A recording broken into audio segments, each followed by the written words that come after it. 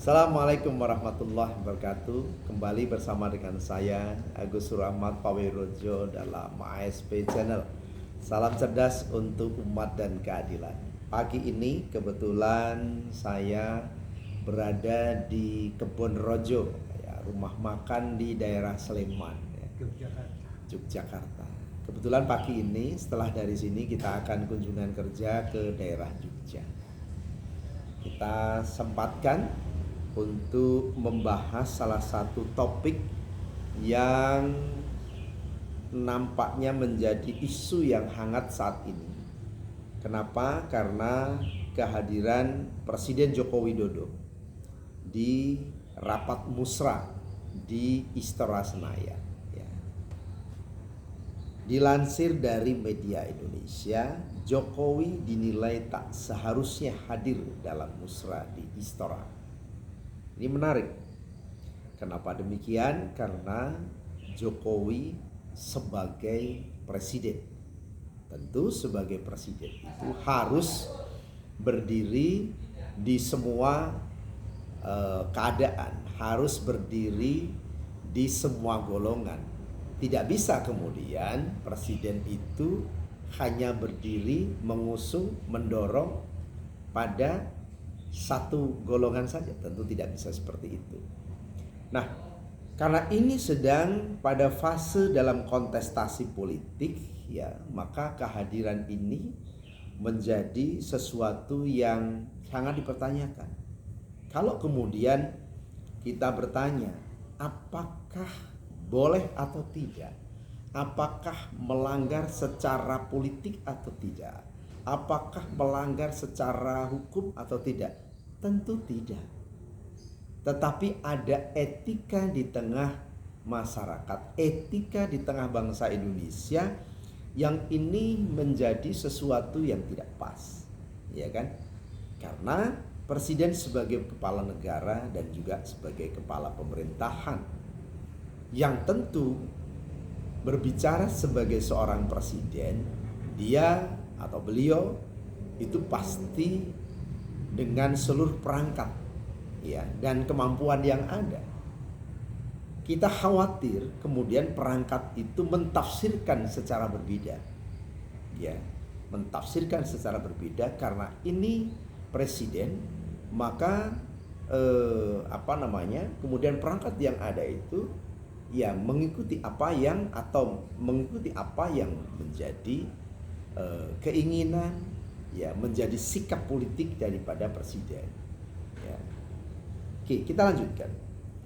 Kehadiran Presiden Joko Widodo atau Jokowi dalam musyawarah rakyat musra di Istora Senayan, Jakarta Pusat dikritik, ya, kepala negara seharusnya tidak menghadiri kegiatan tersebut. Itu bisa menciptakan ambiguitas peran presiden menjelang pemilu 2024. Ya. Salah satu tugas dan peran dari presiden adalah bagaimana mengantarkan pilpres ini bisa berjalan dengan demokratis. Proses politik yang ada itu bisa berjalan sesuai dengan rule, ya, sesuai dengan proses demokrasi yang dianut di Indonesia, yaitu demokrasi Pancasila. Tentu di sana ada jujur dan adil, ya. Tentu di sana dalam rangka untuk bagaimana ada estafeta kepemimpinan di Republik Indonesia itu bisa berlangsung dengan cara yang sangat baik, yang sangat demokratis. Nah, presiden ini hari Minggu datang di musyawarah rakyat yang kita tidak tahu. Di konstitusi itu tidak ada lembaga namanya musyawarah rakyat, kata Direktur Pusat Studi Media dan Demokrasi LP3ES Wijayanto dalam telekonferensi pada Minggu 14 Mei 2023. Ya, memang seharusnya bukan hanya hadir, tetapi tidak seharusnya kemudian Pak Presiden Joko Widodo itu kemudian mengumpulkan orang-orang yang dulunya itu adalah merupakan tim suksesnya. Karena tim sukses ketika Pak Jokowi sudah menjadi presiden tentu harusnya sudah selesai. Jangan kemudian dihimpun-himpun kemudian diarahkan. Bapak Jokowi mempunyai hak politik tentu. Siapapun mempunyai hak politik. Tetapi suka atau tidak suka, Pak Jokowi adalah melekat di dalamnya itu seorang presiden. Ini yang harus menjadi catatan penting bagi kita semuanya masyarakat Indonesia, ya. Nah, Wija menjelaskan acara itu kental dengan kegiatan politik. Pihak yang datang sebagai relawannya juga mendukung tokoh tertentu untuk maju sebagai calon presiden. Ini ada juga Ganjar ajak relawan Jokowi berjuang menangan dirinya. Ada juga begitu. Ya, jika ini tim sukses, maka presiden sebagai kepala negara tidak boleh menghadirinya sebagai presiden, sebagai kepala pemerintahan, ujar Wija. Ya. Jadi ini menjadi sorotan tajam. Kenapa? Karena yang hadir itu kebanyakan adalah tim sukses Pak Jokowi pada waktu itu dan dikumpulkan oleh Pak Jokowi, kemudian diduga diarahkan untuk mendukung kepada calon presiden tertentu. Ya. Nah ini masalah. Ya ini masalah. Kenapa saya katakan masalah? Karena tidak seharusnya seorang presiden kemudian langsung turun tangan cawe-cawe untuk menentukan calon presiden. Ya tidak seharusnya seperti itu kan. Biarkan itu proses berjalan. Dan hampir kita tidak pernah temui dari presiden pertama, presiden kedua, presiden ketiga, presiden keempat dan seterusnya tidak pernah ada yang cawe-cawe. Ya. Nah, ini dinyatakan secara nyata menjadi satu sikap politik bagi Pak Jokowi. Nah, tentu ini yang dimaknai oleh pengamat sebagai sikap ambiguitas. Pada posisi mana Pak Jokowi, sebagai presiden kah atau sebagai pribadinya, kan ya seperti itu. Wija menyebut Jokowi harus mengikuti kepala daerah maupun pejabat lain jika mau memberikan dukungan kepada pihak tertentu. Caranya lanjutnya dengan meninggalkan jabatan presiden. Ya. Nah ini ada juga baca juga Jokowi Kingmaker di Pilpres 2024 asal titik. Nah, kan itu ya.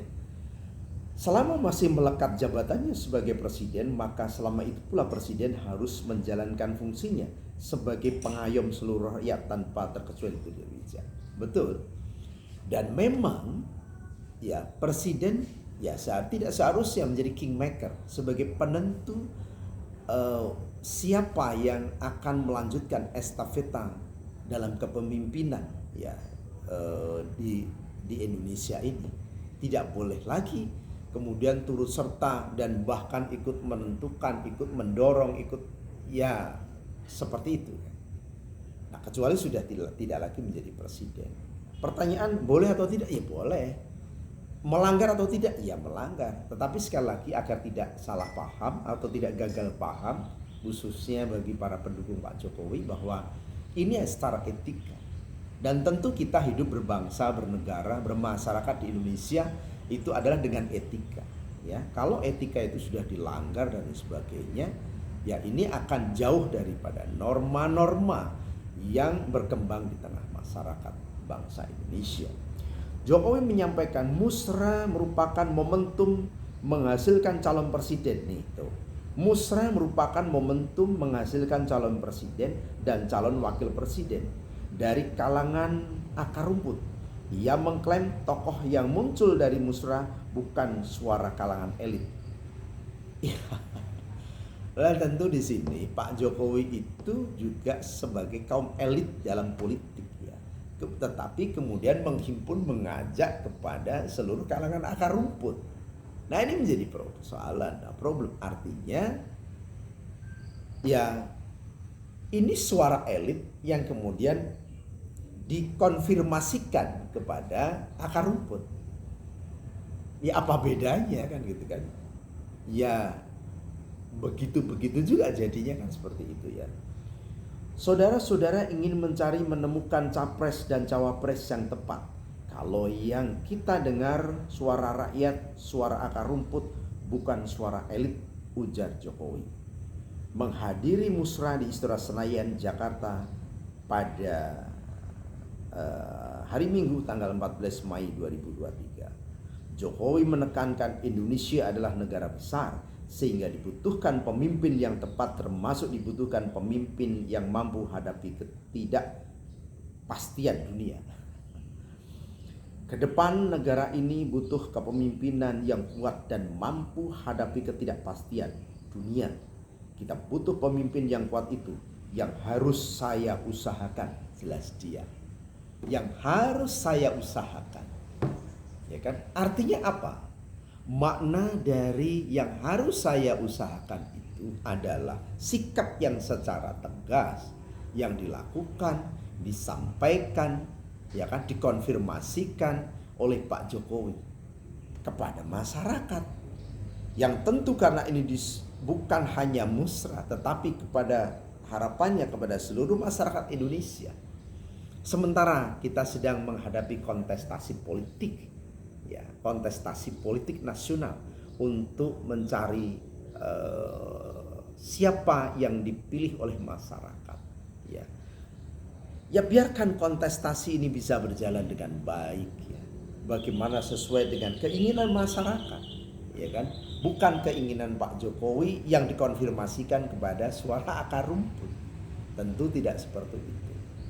Kita berharap masyarakat sudah semakin cerdas. Masyarakat itu sudah bisa melihat bagaimana kepemimpinan saat ini terlepas dari kelebihan dan kekurangan, dan bagaimana untuk sosok kepemimpinan ke depan.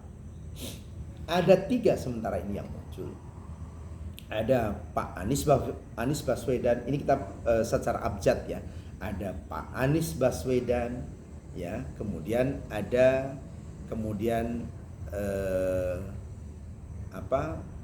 ada Pak Prabowo, kemudian juga ada Pak Ganjar Pranowo, ya. Atau kita ada Pak Anies, ada Pak Ganjar, ada Pak Prabowo.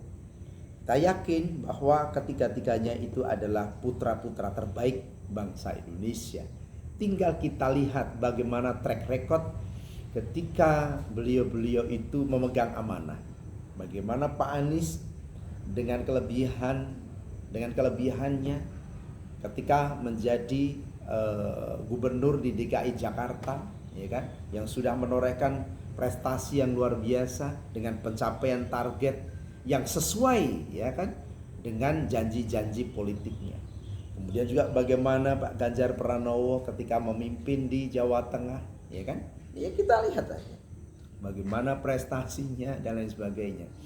Dan tentu bagaimana Pak Prabowo ketika beliau menjadi menteri, nah kita akan lihat itu semuanya, ya.